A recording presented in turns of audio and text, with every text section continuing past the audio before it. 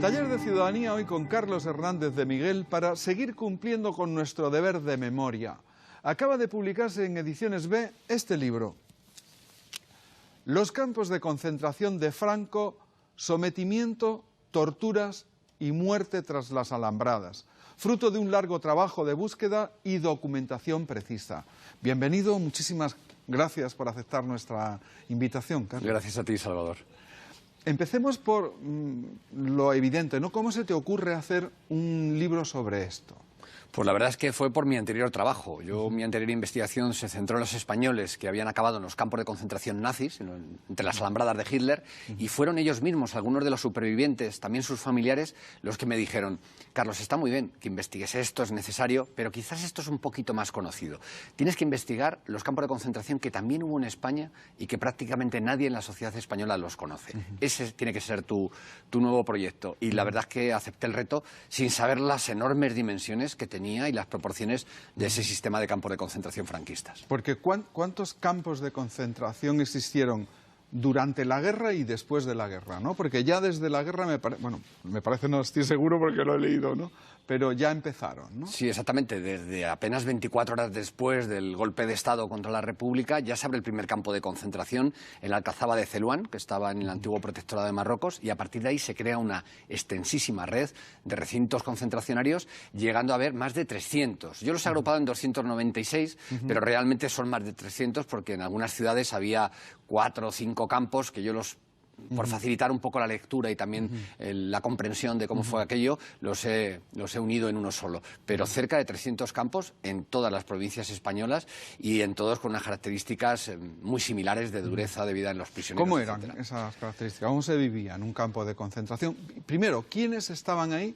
Y luego, ¿cómo vivían? Bueno, básicamente, yo he calculado que entre 700.000 y 1 millón de españoles y españolas, la mayoría eran hombres, pasan por los campos de concentración de Franco y por los batallones de trabajos forzados que se organizan en estos campos, y contra ninguno de ellos había ninguna acusación, ni tampoco habían sido ni siquiera juzgados. Estamos hablando de prisioneros de guerra, en su mayor parte, y también estamos hablando de presos políticos, personas vinculadas a organizaciones republicanas que no han sido asesinadas en los primeros momentos de la sublevación, que tampoco han sido enviados a cárceles y que llegan a estos campos de concentración. Con lo cual estamos hablando, en cualquier caso, a diferencia de lo que ocurre en las cárceles, de personas que no hay ningún tipo de acusación contra ella y que ni siquiera han sido juzgados. Porque los que tenían una acusación ¿eran fusilados directamente o cómo? Bueno, las personas más significadas de las organizaciones republicanas, incluso los oficiales, fíjate, Salvador, del propio ejército republicano, muchas veces eran asesinados inmediatamente. Luego otras veces seguían siendo asesinados, yo digo, legalmente. ¿Por qué? Porque les sometían a consejos de guerra, que eran consejos de guerra sumarísimos, se les juzgaba de 20 en 20, de 30 en 30, el abogado era un militar franquista que reconocía los cargos, no dejaba hablar a sus defendidos y como máximo, al final del juicio, se limitaba a pedir clemencia por la gracia de Dios. Y esto es así como queda reflejado en los documentos que constatan cómo eran aquellos juicios, de tal manera que ninguno de ellos se libraba, o prácticamente ninguno de ellos, todos acababan o bien en el paredón o bien condenados a largas penas de prisión. ¿Y estas otras personas cuyo único delito era haber estado en el momento histórico ese y haber hecho lo que se supone que debían hacer, es decir, lo normal, cómo vivían? Bueno, la vida en los campos de concentración era durísima, era durísima. Una de las primeras características, que me la han contado además por activa y por pasiva los supervivientes, era el terror a ser asesinados en cualquier momento. Por ejemplo, cuando por la noche estaban durmiendo, que solían dormir hacinados, apretados unos contra otros porque no tenían espacio en las barracas o en las salas de los edificios donde estaban, y oían que se abría la puerta de la sala o del barracón, se ponían literalmente a temblar porque sabían que algo no iba bien, que venían a por alguien. Y normalmente eso se traducía en que al final se llevaran a 2, a 3, a 10 prisioneros para asesinarlos inmediatamente. Otra de las características que también les acechaba y que recuerdan con más dolor era el hambre, un hambre atroz, de pasarse días y días sin comer. Eso les provocaba además incluso efectos secundarios terribles, por supuesto la debilidad, pero también incluso el estreñimiento debido también a la falta de hidratación, que producía escenas dantescas en las letrinas, donde se llegaban a desmayar del dolor por no poder hacer sus necesidades. Bueno, yo le dedico un capítulo en el que hablo de estas cosas y me llegué a plantear si contarlo o no contarlo con esa crudeza como ellos mismos lo contaban, ¿no? Pero decía, es qué es lo que ocurría realmente, con lo cual había que transmitir esa dureza. De tal manera que las condiciones eran muy duras porque al final los campos eran lugares, primero, de exterminio selectivo, después de clasificación para saber, digamos, cuáles eran los antecedentes de todos los prisioneros, un lugar de castigo ya de por sí, y también el lugar en el que se formaban batallones de trabajos forzados para empezar a reconstruir infraestructuras o incluso hacer, en la época de la guerra, fortificaciones. ¿Y formaban parte de un plan estratégico o es algo que se va haciendo según van, según se va desarrollando la guerra? Vamos. No, eran parte del plan que se diseñó antes del golpe de Estado, y es muy importante recordar que ya en el mes de abril, estamos hablando de 3 meses antes de que se produzca la sublevación, abril de 1936, el general Mola envía unas directrices que afortunadamente se conservan en los archivos militares al resto de militares que están preparando ya el golpe de Estado, y en esas directrices textualmente él dice que tenemos que crear una atmósfera de terror y que cualquier persona que pública o secretamente apoye al Frente Popular debe ser fusilada.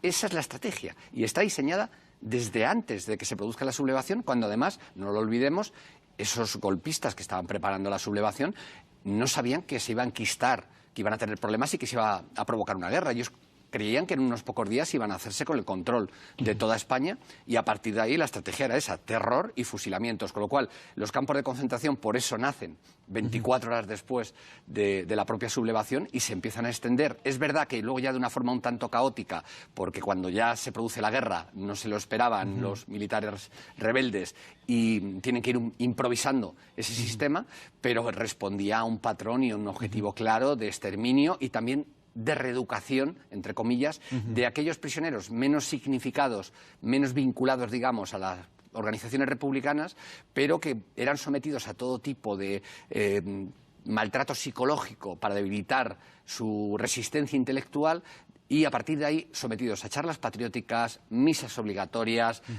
hacer el saludo fascista, cantar el cara al sol, los himnos franquistas, para intentar, lo que decían los propios documentos franquistas, reeducarles y que salieran de los campos, cuando salieran, afectos al régimen nuevo, sí, al nuevo a la nueva régimen. España. No hay mucha documentación, por lo menos pública, ¿no?, sobre el tema, o quiero decir, hay fotografías de eso, pero por ejemplo, en cine no hay mucho, ¿no? No, de hecho, fíjate que yo creo que el único gran documento que hay sobre los campos de concentración, que estamos viendo algunas de las imágenes, corresponde a fotografías hechas por el Servicio de Propaganda franquista y a un pequeño documental que también se hizo en 1938 por el Servicio de Propaganda del Ejército, en el que incluso llegan a pintar los campos de concentración casi como si fuera un pequeño paraíso.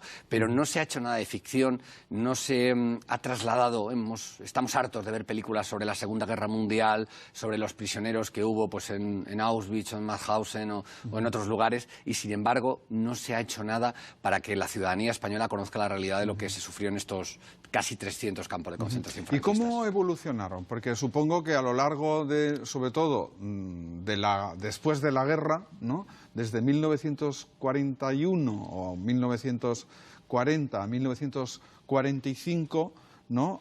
Es una cosa, y después de que pierdan los que han apoyado al régimen, que son los nazis y los fascistas, cambiaría, me imagino. Pero absolutamente, absolutamente. De hecho, durante la guerra es verdad que se, digamos, levantan campos que son más estables, duran más tiempo, los prisioneros pasan también en su interior un periodo de tiempo mucho más largo, se constituyen esos batallones de trabajos forzados. Luego ya prácticamente en el final de la guerra son campos donde se clasifica y se traslada a los prisioneros con mayor rapidez, con lo cual va evolucionando, digamos, un poco los objetivos y también incluso la vida de los prisioneros, pero ese cambio profundo se produce, como tú muy bien has señalado, yo diría que incluso ya a finales de 1942, comienzos de 1943, cuando ya Franco empieza a ver que Hitler puede perder la guerra. Claro, y a partir de ahí ve que le puede arrastrar en su caída y que los aliados quizás también, aparte de acabar con Hitler y con Mussolini, puedan acabar con la última dictadura fascista, aliada de Berlín y de Roma en aquellos años, que era la de Franco, con lo cual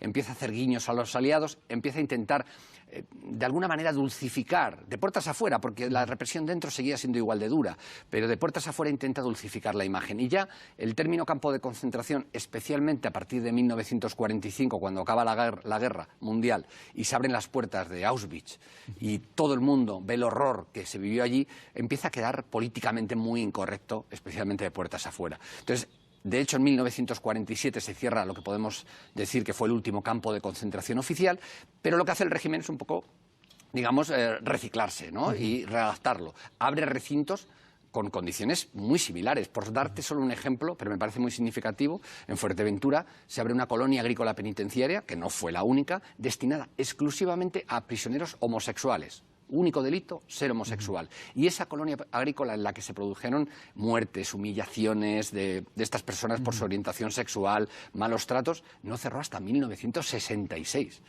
Y incluso el trabajo forzado en las unidades llamadas de redención de penas se mantiene hasta el final de la dictadura, con lo cual hubo un reciclaje impulsado mucho por esa derrota de Hitler en la Segunda Guerra Mundial, y te tengo que confesar que yo una de las preguntas que me he hecho en este trabajo y también en el anterior es ¿qué habría ocurrido en este país si Hitler hubiera ganado la guerra? Y las respuestas, desde luego, son preocupantes. A lo largo de esta investigación larga, ¿no?, minuciosa, yo diría exhaustiva, ¿no?, sobre los campos de concentración en la época de Franco, ¿qué has aprendido? Quiero decir, ¿qué te ha cambiado a ti por dentro hacer este estudio? Muchas cosas. Es una pregunta imposible, difícil, ¿no? Sí, pero muchas bueno, cosas, no sé. pero quizás te diría que lo que más me ha provocado es indignación, porque yo mismo, según iba investigando, iba descubriendo tantas cosas que no sabía, que no me habían enseñado en la escuela, ni a mí ni a nuestras generaciones. Yo tengo 50 años, ya nací con Franco, pero crecí en libertad, ¿no? Sí. Y no nos enseñaron esto ni en las escuelas, ni en el instituto, ni en la universidad la facultad de periodismo, ¿no? De tal manera que lo que me provocó es un poco un sentimiento de indignación, incluso yo lo digo en el arranque del libro, sentirme también víctima de la dictadura. Yo creo que las generaciones que crecimos en libertad, incluso los más jóvenes, también son víctimas de la dictadura porque les han robado la memoria, nos han robado la memoria y la historia, el saber simplemente la verdad de lo que ocurrió, de ese pasado tan cercano que en Alemania, teniendo un pasado muchísimo más difícil, teniendo los alemanes de hoy, el 80 o el 70% de sus abuelos apoyaron al partido nazi o incluso pudieron ser miembros de las SS, han asumido ese pasado, saben lo que ocurrió, se estudia en las escuelas, los institutos van a los campos de concentración a visitarlos y a conocer lo sucedido. Y aquí todavía seguimos discutiendo incluso si hubo una dictadura sobre la conveniencia o no, de recordar algo tan horrible. ¿No? Claro, es algo tan horrible, ¿por qué hay que recordar eso? ¿Por qué hay que recordarlo? Pues, entre otras cosas, para que no se repita, para que sepamos lo que fue realmente nuestra historia, para que no nos vengan con mensajes como recibimos en estos días distorsionados, falseados, de lo que fue la dictadura, que la han intentado blanquear hasta tal punto que la han vendido como, bueno, no fue un periodo tan duro, fue el periodo en el que por opinar diferente te asesinaban o te encarcelaban, que te pegaban por la calle por llevar el pelo largo. En fin, sí. por ser mujer estabas condenada a estar en la cocina, literalmente, y no tenías derecho ni a una cuenta corriente, y si te maltrataban, vete a la comisaría a denunciar. Bueno, el franquismo fue una dictadura de las peores que hubo en el mundo, como todas las dictaduras en definitiva, y sin embargo aquí se ha conseguido blanquear, porque yo creo que es lógico que el franquismo intentara borrar y blanquear sus crímenes, pero lo que no me parece lógico es que en 43 años que llevamos desde la muerte de Franco no se haya aprovechado, no digo la transición, que fue muy complicada, una amenaza permanente de golpe de Estado, como tú bien sabes, pero un periodo posterior, ¿no? Claro, 1986-87, ya sin amenazas de golpe de Estado, para simplemente poner la historia en su lugar, porque al final el no mirar hacia el pasado lo que significa es dejar las cosas como estaban, es decir, como las dejó Franco.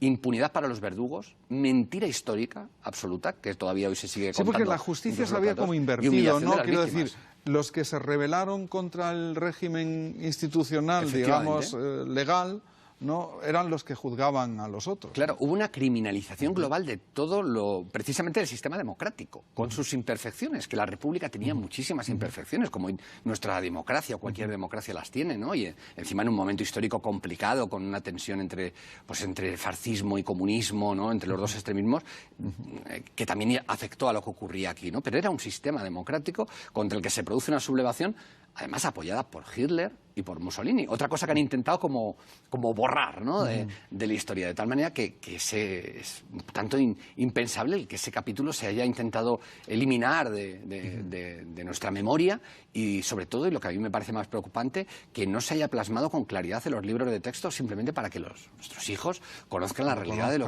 lo que ocurrió y estén mejor vacunados de cara a lo que puede venir en el futuro, porque hay mensajes que oímos en determinados lugares y en determinados determinados incluso ya partidos políticos que suenan exactamente a lo mismo que se escuchaba en aquellos años. Muchas gracias, Carlos. Ha sido un placer, muchas gracias por el libro. Lo recomendamos vivamente, ya lo hemos dicho, y hasta la próxima. Muchísimas gracias a ti, Salvador. Hasta la próxima.